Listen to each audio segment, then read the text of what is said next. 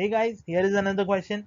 At 363 Kelvin, the vapor pressure of A is 21 kilopascal and that of B is 18 kilopascal. 1 mole of A and 2 moles of B are mixed.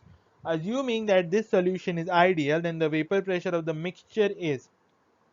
So let us find out the mole fraction over here, which is number of moles for, that is mole fraction for A is number of moles of A upon the total number of moles, that is 1 by 3, and mole fraction for B is number of moles for B, which is 2 upon 1 plus 2, which becomes 2 by 3 over here.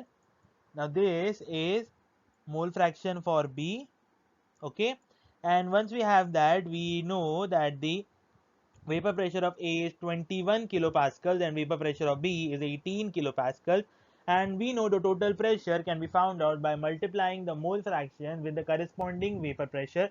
So mole fraction of A into vapor pressure of A gives us the total pressure from A, and mole fraction of B from multiplied by the total vapor pressure of B gives us the total pressure from B, and that becomes 19 kilopascal. Thank you.